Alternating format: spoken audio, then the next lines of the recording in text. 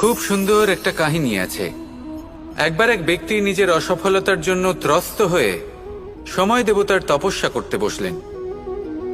উনি তপস্যা করলেন এবং সময় দেবতা প্রসন্ন হলেন, মানুষের রূপ ধারণ করে ওনার সামনে প্রকট হলেন।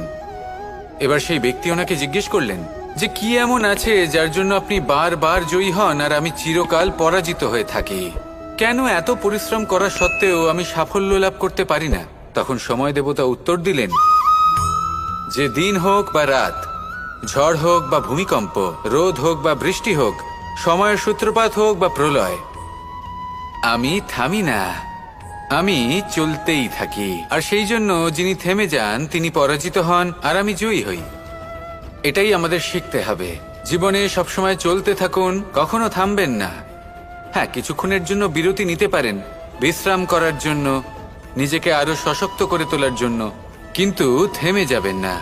নিরন্তর কর্ম করতে থাকুন, পরিশ্রম করতে থাকুন, তবেই এই সংসার আপনাকে মনে রাখবে। আসুন আমার সাথে ভালোবেসে বলুন রাধা রাধা। আমাদের সকলের জীবনে একটা লক্ষ্য থাকে যেটা আমরা লাভ করতে চাই। ঠিক যেন একটা প্রতিস্পর্ধা বিদ্যমান যে কে সব থেকে আগে নিজের লক্ষ্যে পৌঁছতে পারবে। আর সেই জন্য আমরা সকলেই খুব তাড়াতাড়ি এগোতে চেষ্টা করি, বড় এবং দীর্ঘ পদক্ষেপ ফেলি যাতে তাড়াতাড়ি নিজের লক্ষ্যে পৌঁছতে পারি। কিন্তু এক অত্যন্ত গুরুত্বপূর্ণ বিষয় আছে, সবসময় লক্ষ্য সামনে থাকবে না, কখনো কখনো তা খুঁজতে হয়। এই যাত্রা খুব কঠিন হতে পারে। আর ঠিক এই কারণেই সবসময় দ্রুত গতিতে চলা বা তাড়াতাড়ি পথে চলা সেটা আবশ্যক নয়।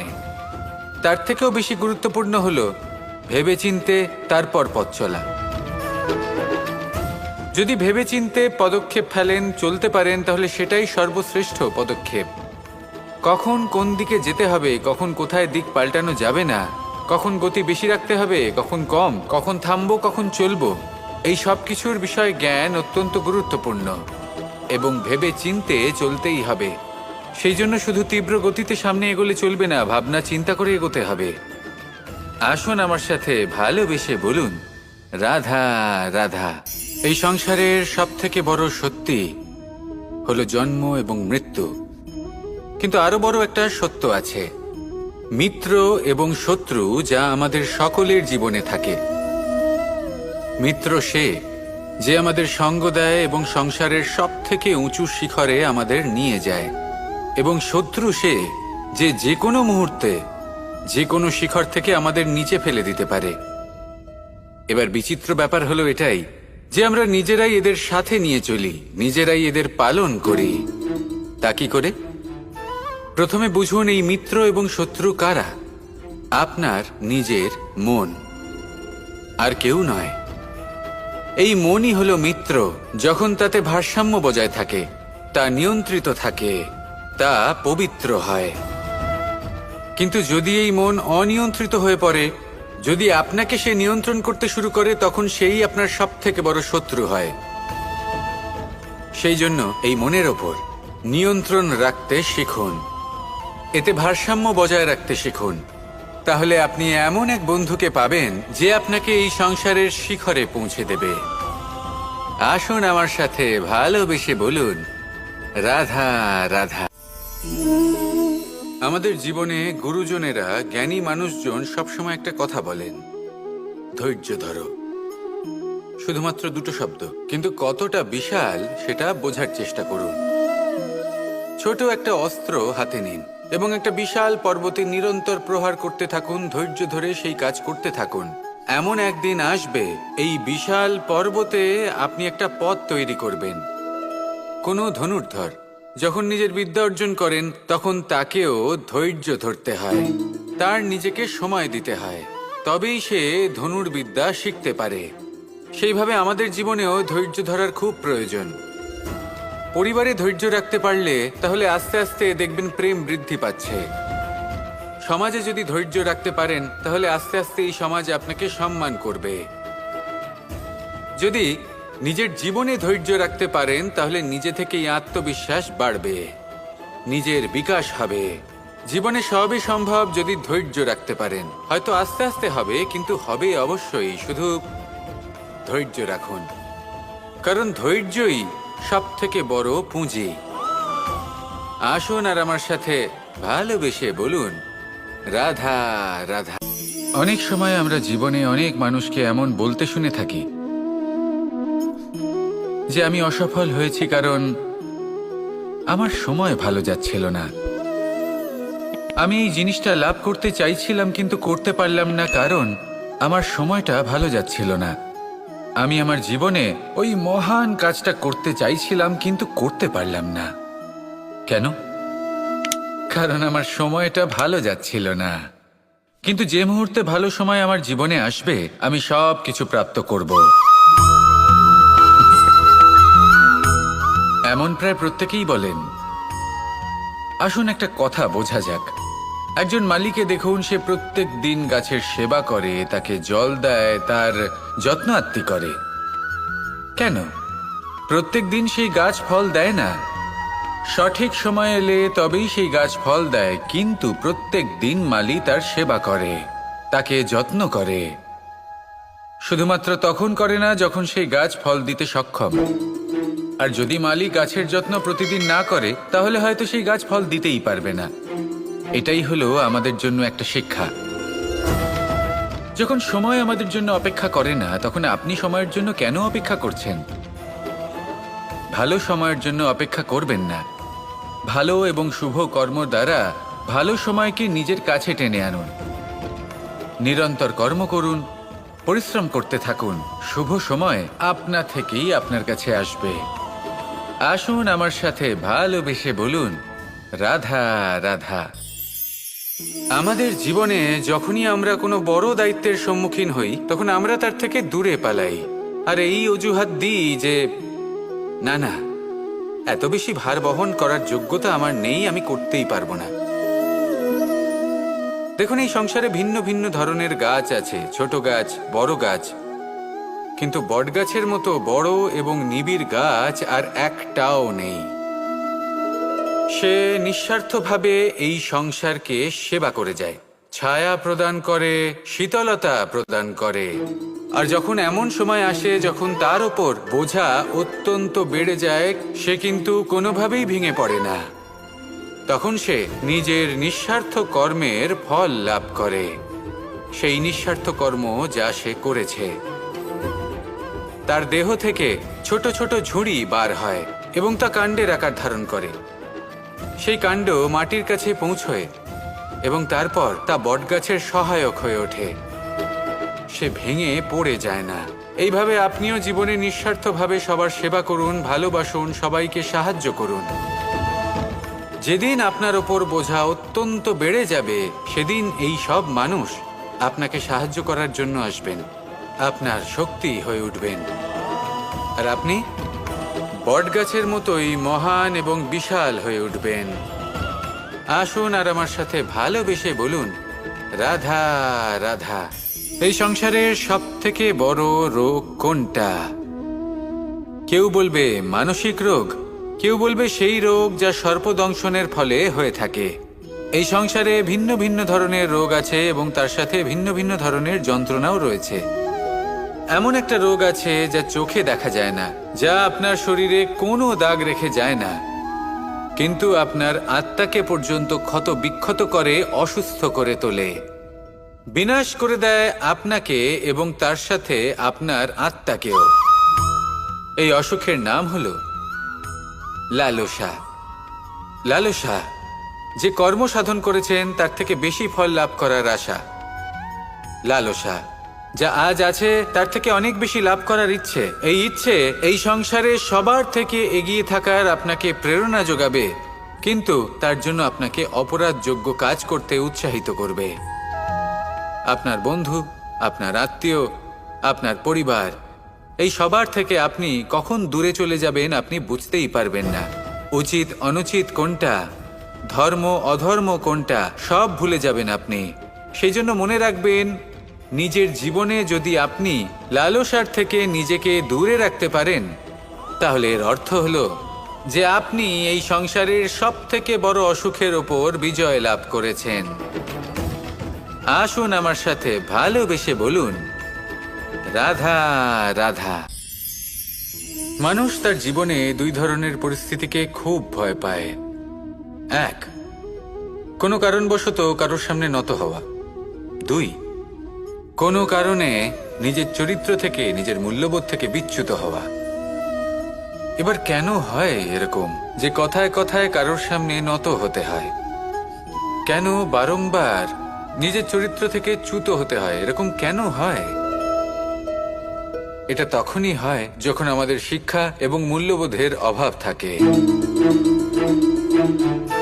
যদি মানুষের মধ্যে প্রকৃত শিক্ষা থাকে, তাহলে এই সংসারে কোনো সময় এবং কারোর সামনেই নত হওয়ার কোনো প্রয়োজন নেই। যদি মানুষের মধ্যে মূল্যবোধ থাকে, তাহলে তাকে নিজের মূল্যবোধ বা চরিত্র থেকে বিচ্যুত হতে হয় না, তা সে যাই হয়ে যাক না কেন। কোনো বালককে যদি জন্ম থেকেই সুশিক্ষার অধিকারী করা হয়, শিক্ষিত করা হয়, মূল্যবোধের অধিকারী করা হয়, তবে সে এই সংসারে এমন কর্ম করবে যাতে সে নিজেকে, নিজের পরিবারকে, সমগ্র সমাজকে গর্বিত করতে পারে। শিক্ষা লাভ করুন, মূল্যবোধ লাভ করুন এবং আমার সাথে ভালোবেসে বলুন, রাধা রাধা। একটা শব্দ আছে, পরিস্থিতি। অনেক মানুষের মুখে আমরা এই শব্দ শুনি। জীবনে যখন অসফল হই, দুঃখ আসে, সংকট আসে, কোনো বিপদ ঘনিয়ে আসে, তখন সমস্ত দোষ আমরা পরিস্থিতির ওপর চাপিয়ে দিই। আর দেখতে গেলে কোথাও না কোথাও ঠিকই করি। এই পরিস্থিতি প্রত্যেক দিনের মতো পাল্টাতে থাকে, কিন্তু এই দিন, এই রাত, এমন কেউ আছেন যিনি এর ওপরেও নিয়ন্ত্রণ সাধন করেন, আর তিনি হলেন সূর্য। ঠিক সেই রকমই আমাদের জীবনেও সূর্য হলো এই মন। যদি এই মনের ওপর আমরা নিয়ন্ত্রণ করতে পারি, তাহলে আমরা জীবনকেও নিয়ন্ত্রণ করতে পারব। প্রথমে এই মনের রাজা হয়ে উঠতে হবে। তাই মনে রাখবেন, যদি মন দুর্বল হয়, তাহলে পরিস্থিতি আমাদের সমস্যা বলে মনে হবে। এই মন যদি স্থির হয়, পরিস্থিতি প্রতিস্পর্ধা বলে মনে হবে। আর এই মন যদি শক্তিশালী হয়ে ওঠে, তাহলে যে কোনো পরিস্থিতি আপনার কাছে একটা সুযোগ মাত্র। এমন এক সুযোগ যাতে অগ্রসর হয়ে আপনি মহান হয়ে উঠতে পারেন। এই মনের শক্তির বৃদ্ধি ঘটান, মহান হয়ে উঠুন, আর আমার সাথে ভালোবেসে বলুন, রাধা রাধা। এই সংসারে অনেক অনেক এমন জ্ঞানী আছেন যারা নিজের সমস্ত জীবন জ্ঞান অর্জন করতে অতিবাহিত করেছেন। এই সংসারে এমন কোনো বেদ নেই, কোনো পুরাণ নেই, কোনো শাস্ত্র নেই, কোনো ভাষা নেই যা ওনারা জানেন না। এমন কোনো বিষয় নেই যা নিয়ে ওনারা কোনো বক্তব্য রাখতে পারবেন না। কিন্তু আমরা এই সকল জ্ঞানীকে কি ভালোবাসতে পারি? এনাদের সকলকে সম্মান করতে পারি না। কারণটা কি? দেখুন, বেদ পড়া একটি আলাদা বিষয়, বেদনা বুঝতে পারা অন্য ব্যাপার। এবং বেদনা বোঝার জন্য, সেই জ্ঞান লাভ করার জন্য আপনাকে মন থেকে করুণা এবং প্রেমের সঠিক অর্থ বুঝতে হবে। সামনের ব্যক্তির বেদনা বুঝতে হবে, তার যন্ত্রণাকে বুঝতে হবে। তারপর যে জ্ঞান আপনি অর্জন করেছেন বেদ থেকে, পুরাণ থেকে, শাস্ত্র থেকে, তা প্রয়োগ করে তার বেদনার নিবারণ করা, সেটা বেশি গুরুত্বপূর্ণ।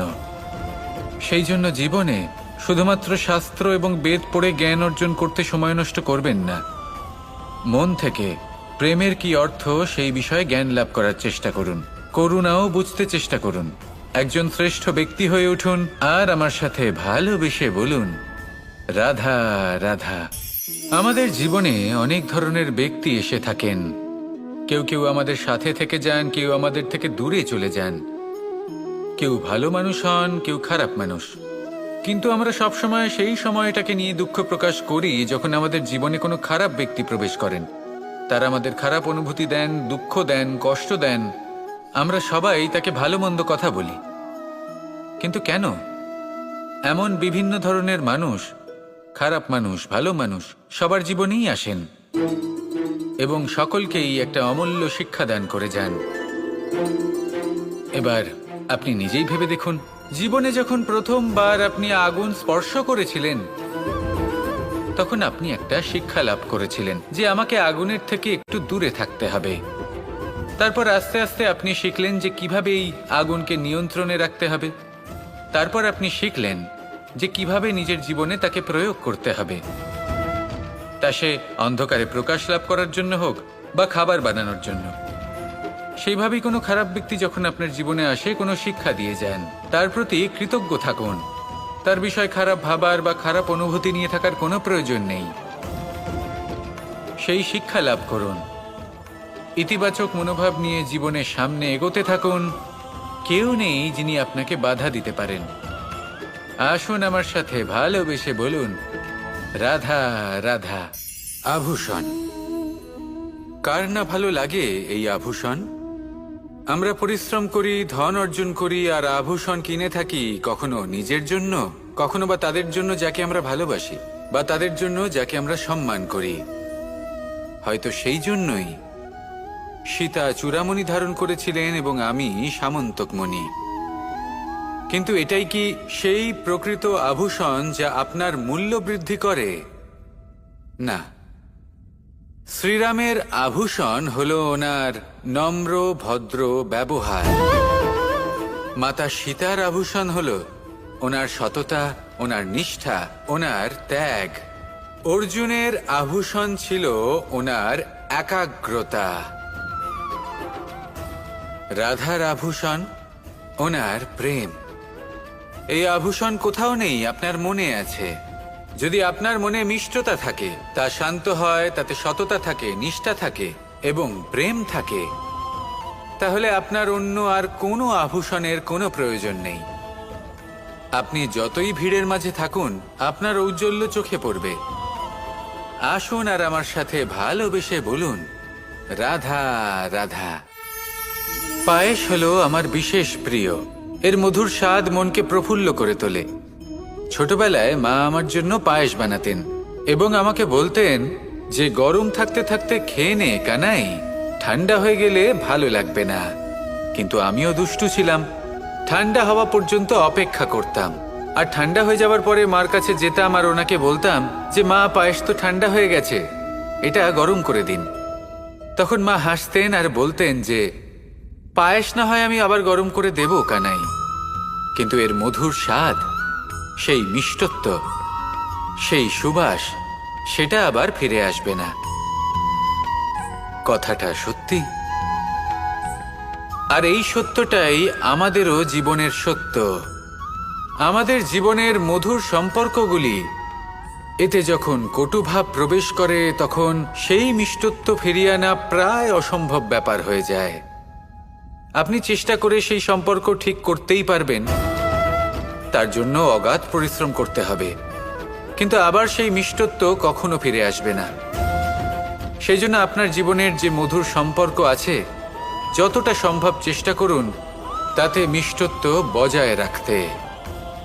কটুভাব আসতে দেবেন না। আসুন আর আমার সাথে মধুর স্বরে বলুন, রাধা রাধা। শব্দ, শব্দ আসলে কি? শুধুই কয়েকটি অক্ষরের সমষ্টি, নাকি আমাদের বাণী? এই শব্দ এমন এক শক্তি যা কাউকেই নিজের বশবর্তী করে ফেলতে পারে। শব্দ এমন এক অস্ত্র যা কাউকে ক্ষত বিক্ষত করে দিতে পারে। এই শব্দ হলো একটি নাদ স্বরূপ যা কোনো ঘুমন্ত ব্যক্তিকেও জাগিয়ে তুলতে পারে এবং নিজের লক্ষ্যের দিকে অগ্রসর করতে পারে। শব্দে এত শক্তি আছে যে কারোর মনে এতটা আঘাত দিতে পারে যে সে হয়তো জীবনে আর কখনো এগোতেই পারল না।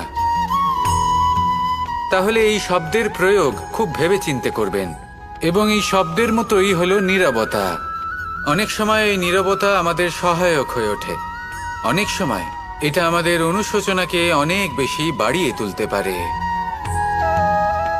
ভীষ্ম পিতামহ, অঙ্গরাজ কর্ণ, যখন দ্রৌপদীর বস্ত্রহরণ হচ্ছিল, তখন এনারা নীরব ছিলেন।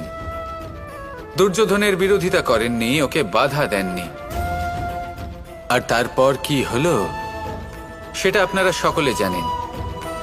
দেখতে গেলে নীরবতা চুপ করে থাকা, কিন্তু যদি কোনো দুষ্টের সামনে চুপ করে থাকেন, যদি তার বিরোধিতা না করতে পারেন, তাহলে এই নীরবতাই অনেক বড় পাপের আকার ধারণ করে।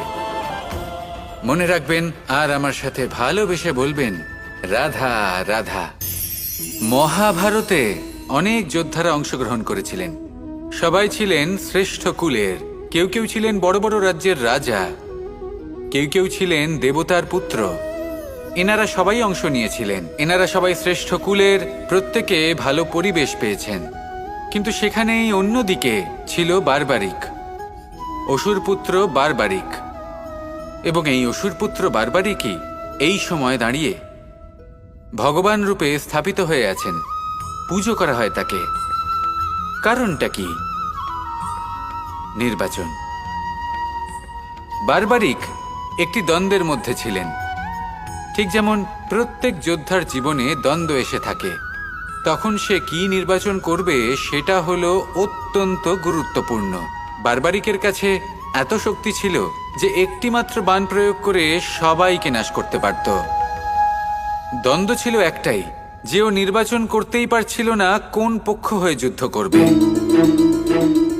ওর নির্বাচন ছিল এটাই যে ও কোনো পক্ষের হয়েই যুদ্ধ করবে না, বরং নিজের মস্তক সে দান করবে। আর এই কর্মের কারণে, এই নির্বাচনের কারণে আজকের সময়ে দাঁড়িয়ে ওকে ঘাটুশ্যাম রূপে পুজো করা হয়। মনে রাখবেন, শুধু আপনার ব্যক্তিত্ব গুরুত্বপূর্ণ নয়, আপনি কোথা থেকে আসছেন, কোন কুলে আপনার জন্ম, শুধুমাত্র সেটা গুরুত্বপূর্ণ নয়। সব থেকে বেশি গুরুত্বপূর্ণ হলো আপনার কর্ম, আপনার নির্বাচন। আসুন আমার সাথে ভালোবেসে বলুন, রাধা রাধা। কখনো কোনো প্রজাপতিকে উড়তে দেখেছেন? কি সুন্দর উড়ে বেড়ায় সে, এক ফুল থেকে অন্য ফুলে, এক পাতা থেকে অন্য পাতার ওপর। কিন্তু সে কিভাবে উড়তে শেখে কখনো ভেবেছেন? জন্ম থেকেই কিন্তু প্রজাপতির ডানা থাকে না। ও কিন্তু ছোট্ট একটা ডিমের আকারে জন্ম লাভ করে। তারপর সেই ডিমটি ভেঙে একটি কীট বাইরে আসে। আস্তে আস্তে সে বড় হয়, ওর শক্তি বৃদ্ধি পায়। তারপর সে সেই কীট দশা ত্যাগ করে নিজের ডানাগুলি মেলে। এই প্রক্রিয়া তার কাছে সরল নয়, অত্যন্ত যন্ত্রণাদায়ক প্রক্রিয়া, কিন্তু সে সেই যন্ত্রণা মেনে নেয়। আর তারপর আস্তে আস্তে সে উড়তে শেখে। শুধুমাত্র আকাশে উড়ে বেড়ায় তা নয়, আমাদের মনের মাঝে উড়ে বেড়ায়। এবার এই ডিম থেকে প্রজাপতি হয়ে ওঠার যে যাত্রা, এটা যতটা কঠিন, ততটাই কঠিন হয় এই সংসারে শ্রেষ্ঠ কর্ম করা, ততটাই কঠিন হয় এই সংসারে মহান হয়ে ওঠা। সেই জন্য প্রয়োজনীয় প্রচেষ্টা এবং সময়। নিরন্তর প্রচেষ্টা করতে থাকুন, পর্যাপ্ত সময় নিন, এবং আপনি নিজেকে এই আকাশে উড়ন্ত অবস্থায় পাবেন। আসুন আমার সাথে ভালোবেসে বলুন, রাধা রাধা। ঈশ্বর আসলে কে? সংসারের বেশিরভাগ মানুষের কাছে ঈশ্বর হলেন এই সংসারের রচয়িতা, পালনকর্তা। কারোর কাছে উনি জ্ঞাতা, কারোর কাছে উনি হলেন আস্থার প্রতীক, আবার কারোর জন্য শুধুমাত্র অন্ধ বিশ্বাস। কিন্তু এই ঈশ্বর কি কোনো শরীর, নাকি একটা বোধ, নাকি শুধুই শ্রদ্ধা? ঈশ্বর হলেন তিনি যিনি হলেন আপনার ইষ্ট। সেই জন্যই তো গুরু, মাতা, পিতা এনাদেরও ঈশ্বরই বলা হয়েছে। যাদেরকে আমরা ঈশ্বর বলে মনে করি, যারা আমাদের ইষ্ট, তাঁরা আমাদের একটি পথ দেখান, একটি দিকে চালিত করেন। সেই পথে চলে আপনি শুভ কর্ম করতে পারেন। আর যখন কোনো ব্যক্তি তার ঈশ্বরের আদেশ পালন করেন, তখন সে নিজে থেকেই শুভ পথে অগ্রসর হয়ে যান। বেশ কয়েকজন মানুষ ঈশ্বরের ওপর আস্থা রাখেন এবং ভাবেন যে অনুচিত কোনো কাজ করা উচিত নয়, ঈশ্বর দেখছেন। ওনারা ভয় পান যে কোনো অনুচিত কর্ম করলে কে জানে তার পরিণাম কি হবে। এমন অনেক ব্যক্তি রয়েছেন যারা ঈশ্বরকে বিশ্বাস করেন এবং জানেন যে ঈশ্বর তাদেরকে দেখছেন। তাই যে যে শুভকর্ম ওনারা করেছেন তার ফল তারা অবশ্যই পাবেন। এবার আপনি ভয় পেয়ে ঈশ্বরকে বিশ্বাস করবেন নাকি বিশ্বাসের দ্বারা ঈশ্বরকে বিশ্বাস করবেন, সেই সিদ্ধান্ত আপনারই। কিন্তু হ্যাঁ, যদি আপনার মনে ঈশ্বরের জন্য কোনো স্থান থাকে, যদি আপনার কোনো ইষ্ট থাকেন, যদি আপনি কাউকে ঈশ্বর মনে করেন, যার প্রত্যেক আদেশ আপনি পালন করে থাকেন, তাহলে বলি ঈশ্বর কখনো আপনাকে অনুচিত পথে চালিত করবেন না। আসুন আমার সাথে ভালোবেসে বলুন, রাধা রাধা। এই সংসারে ভিন্ন ভিন্ন ধরনের গাছ আছে, অসংখ্য ধরনের প্রজাতি আছে। কিছু গাছ পাতা দিয়ে থাকে, কিছু ফুল, কিছু ফল। কেউ ছায়া প্রদান করে, কেউ শীতলতা প্রদান করে, কেউ নিজেকে খুব কষ্ট দিয়ে এই সংসারের বিকাশে সহায়ক হয়ে ওঠে। কিন্তু এই সবার মধ্যে একটা বিষয় কিন্তু সমান, এরা প্রত্যেকেই পাতা ছাড়া, ফুল ছাড়া, ফল ছাড়া জীবিত থাকতেই পারে, কিন্তু কোনো বৃক্ষই শিকড় ছাড়া বেঁচে থাকতেই পারে না। এটাই হলো রাধার। ঠিক সেইভাবেই আমাদের জীবনে শক্তি হোক, ধন হোক বা সাফল্য হোক, আমাদের বা আমাদের পরিবারের প্রসন্নতাই হোক, এই সব কিছুর আধার হলো, সব কিছুর মূল হলো পরিশ্রম। তাই জীবনে চিরকাল পরিশ্রম করতে থাকুন। যদি আপনি জীবনে মহান হবার পথে অগ্রসর হতে চান, তাহলে পরিশ্রম করুন। এই পরিশ্রম দ্বারাই নিজের পরিবারকে প্রসন্ন করুন, নিজের বন্ধুদের প্রসন্ন করুন, এই সমাজকে গর্বিত করুন। আসুন আমার সাথে ভালোবেসে বলুন, রাধা রাধা। একে বালি বলুন, মাটি বলুন বা ধুলো বলুন, এ দিয়ে কত কিছু করা সম্ভব। এ দিয়ে আপনি নিজের বাসস্থান নির্মাণ করতে পারেন, প্রাচীর গড়ে তুলতে পারেন, অট্টালিকা নির্মাণ করতে পারেন। কিন্তু যদি এই বালিকে আপনি মুষ্টিবদ্ধ করে রাখতে চান, তাহলে তা হাত থেকে ফসকে যাবে। আপনি কখনোই একে মুষ্টিবদ্ধ করতে পারবেন না। এরকমই হয় আমাদের জীবন, আর এরকমই হয় সময়। এই মুষ্টিবদ্ধ করা বালির মতো। সময়কে আমরা বাধা দিতে পারবো না, আটকেও রাখতে পারবো না। এ হলো প্রবাহমান। জন্ম থেকে মৃত্যু পর্যন্ত এই যে সময়, তা খুবই সীমিত। আর এই সময় আমরা যেটাই করি তার দ্বারাই আমাদের মূল্য নির্ধারিত হয়। আর এই সংসার থেকে চলে যাওয়ার পরেও এই সংসার এই সব কর্মের জন্যই আমাদের মনে রাখে। তাই যদি আপনি এটা ভাবেন যে আজ যে কর্ম করার ছিল আমি না হয় কাল করে নেব, কাল আমার লক্ষ্যে পৌঁছানোর কথা ছিল আমি পরশু পৌঁছবো, না, এই সময় খুব মূল্যবান, একে নষ্ট করবেন না। এই সময়কে সদ্ব্যবহার করুন, মহান হবার পথে অগ্রসর হন। একে যদি মুষ্টিবদ্ধ করে রাখার চেষ্টা করেন, এই সময় থেমে থাকবে না। আসুন আমার সাথে ভালোবেসে বলুন, রাধা রাধা।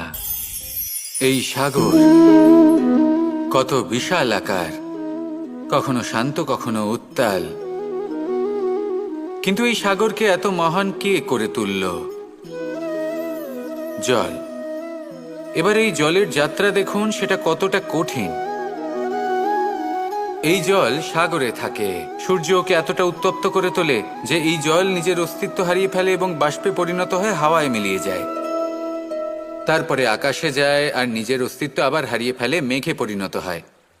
তারপর এই মেঘ কোথাও গিয়ে কোনো পর্বতে ধাক্কা খায়, তারপর আবার এই জল নিজের অস্তিত্ব হারায়।